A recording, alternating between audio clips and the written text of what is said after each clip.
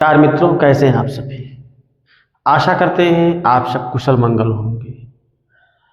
भक्तों, आज आपके सामने जो विधि रखने जा रहे हैं यह बहुत ही प्राचीन विधि है।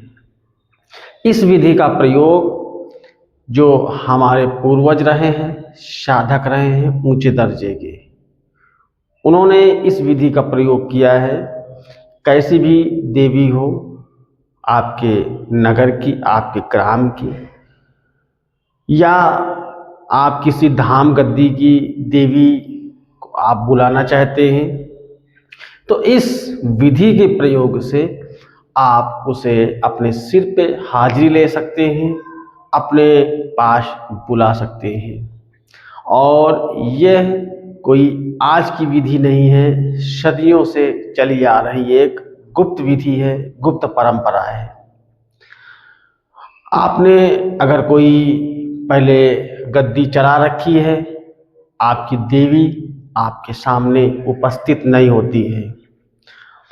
आपके जो ग्राम की देवी है, चाहे वो देवी शीतला हो या पूर्वी भवानी हो या किसी चौराहे की देवी हो या फूलमती हो, कालका हो, योगिनी हो, पथवारी देवी हो, कोई भी देवी हो, आप इस विधि के प्रयोग से आप उसे अपने पास हाजिरी देने के लिए बुला सकते हैं, अपने सिर पे हाजिरी ले सकते हैं। यह विधि करने से पहले आपको कुछ विशेष बातों को ध्यान में रखना होता है, जैसा कि आपके पास इष्ट का मंत्र या रक्षा मंत्र चाहिए। आप उसका पाठ कर लें। पाठ करने के बाद आप देवी को भोग स्वरूप जो मैं बताने जा रहा हूँ वो आप अर्पण करेंगे और देवी से प्रार्थना करेंगे।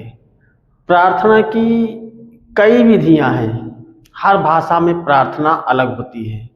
जैसे कुछ प्राचीन जो साधक हैं उनकी जो पद्धति रही है, उसमें क्या रहा है कि लचारी गाना।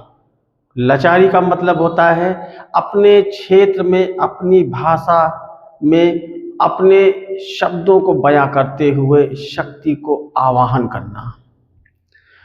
कुछ विधियां संस्कृत में हैं जिनके माध्यम से शक्ति का आवाहन किया जाता है, ध्यान किया जाता है। ध्यान भी यही एक पद्धति है। अगर ये भी आपको नहीं पता है तो आप नॉर्मल भाषा में, नॉर्मल शब्दों में शक्ति का आवाहन करें कि हे देवी, फला देवी आप आएं, आप आएं, हाजिरी ले। सिर पे हाजिरी लेना चाहते हैं तो सिर पे हाजिरी ले, अन्यथा जो आपने स्थान बना रखा है, स्थान पे हाजिरी के लिए आप बोले। करना क्या है, आप किसी भी मंगलवार की संध्या के समय प्रयोग करना है। आप अपने पहले पूरे घर को स्वच्छ कर लें, साफ कर लें, अपने आप को स्वच्छ कर लें, स्वच्छ कपड़े पहन लें, स्नान आदि से बिल्कुल परफेक्ट तैयार हो जाए। उसके बाद आपको लगाना है चौक। चौक एक ऐसा होता है, प्राचीन विधि में आता है कि एक जो सफ़ेद मिट्टी होती है, स्वच्छ मिट्टी होती है, उसका लगभग 1 मीटर का या उससे छोटा 2 बाई 2 का एक चौकोर आयताकार एक चौक लगाते हैं, जिस पर देवी का भोग प्रसाद रखा जाता है। उस चौक के ऊपर ना फर्श पे रखा जाता है, ना गोबर पे रखा जाता है उसी कच्ची मिट्टी के लीपे हुए चौक के ऊपर। और उसी पे की जाती है कंडे की, उपले की अगियारी। अगियारी में आप जिस बात का विशेष ध्यान रखें, पहले अलग जगह पर आप आग को प्रज्वलित कर लें। जब प्रॉपर परफेक्ट आग बन जाए, उसमें धुआं ना हो, तब ला करके उस चौक पे रखें। रखने के बाद आप उसके ऊपर थोड़ी सी हवन सामग्री, देसी घी, यह आपको डालना है। और आपको जो इस्तेमाल करना है, हलवा अपने घर का बना हुआ, पूरी और एक नमकीन सब्जी, नॉर्मल जो अपने घर में आप यूज करते हैं वो सब्जी, इसे बोलते हैं कढ़ाई। ठीक है, इसको थोड़ा सा तोड़ करके देवी के नाम से रखना है उसी आग के ऊपर, और शक्ति का आवाहन करना है, शक्ति को याद करना है, शक्ति को पुकारना है। अगर ध्यान मंत्र है तो ध्यान मंत्र के माध्यम से, अगर आपके पास लचारी है तो लचारी के माध्यम से, अगर लचारी भी नहीं है तो अपने भाव और भक्ति और अपने शब्दों के माध्यम से आप शक्ति का आवाहन करें, देवी का आवाहन करें। कैसी भी देवी हो, गांव की हो, बाहर की हो, किसी धाम गद्दी की हो, दौड़ती आएगी। उसी के साइड में आपको रखना है लौंग, कापूर और नींबू। नींबू इसलिए दिया जाता है, यह एक बलि स्वरूप होता है जो देवी, चाहे तामसिक हो चाहे सात्विक हो, किसी भी शक्ति को आप यह भोग दे सकते हैं। नीचे आप रखेंगे कापूर, उसके ऊपर रखेंगे लौंग और जला देंगे। और अगर आप नींबू का प्रयोग कर रहे हैं तो नींबू के ऊपर लौंग और कापूर रखेंगे और जला देंगे। इधर आपका जो सामग्री दी है कढ़ाई की, हलवा, पूरी, सब्जी, थोड़े से टुकड़े तोड़ करके, आपको पूरी नहीं देनी है, थोड़े थोड़े टुकड़ों में तोड़ करके आपको रखना है। उसके बाद जब उधर आप भोग देंगे, भोग सुलगने लगेगा, इधर लौंग कपूर जलने लगेगा नींबू के ऊपर, तब आप शक्ति का आवाहन करेंगे। आप देखेंगे 2 मिनट के अंदर, 5 मिनट के अंदर आपको शक्ति का आभास होने लगेगा। आभास कैसे होगा?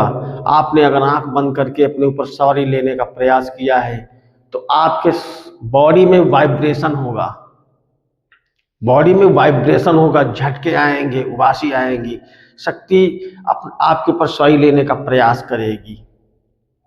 तो आप इस चीज को उस समय फील करेंगे, इस विधि करेंगे। और अगर आपके घर में पहले से धाम गद्दी चलती रही है तो पहले प्रयोग में ही ये सफल हो जाएगी, आपके ऊपर सवारी आ जाएगी। यह बहुत ही गुप्त विधि है।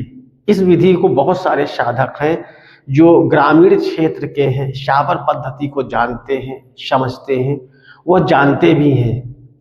ये कोई इतना छुपा भी रहस्य नहीं है। आप में से कई साधक हैं जो जानते होंगे, नहीं जानते होंगे तो आपने किसी साधक को ऐसी विधि करते हुए देखा होगा। इधर कार्तिक के माह में और इधर होली के दरमियान इस विधि का प्रयोग साल में एक बार लगभग सभी तांत्रिक करते हैं। बाकी जब आप शक्ति का आवाहन करेंगे तो सिर्फ लौंग के माध्यम से करेंगे। हाथ में ऐसे लौंग लेंगे, शक्ति का आवाहन करेंगे और जो भी कार्य होगा उस कार्य का नाम लेकर के ऐसे लौंग उछाल देंगे। देखेंगे आपका कार्य फटाक से हो जाएगा। तो इस विधि से करिए, रिजल्ट अच्छा आने वाला है। कारण क्या है? आप में से साधक ऐसे हैं जो कि प्रयोग तो सुनते हैं लेकिन करते नहीं।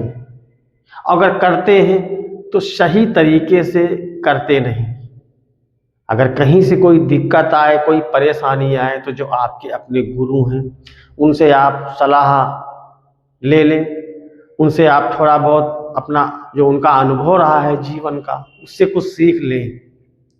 आप एकदम से दौड़ने का प्रयास न करें, धीरे धीरे आहिस्ता आहिस्ता बात को समझें और करें।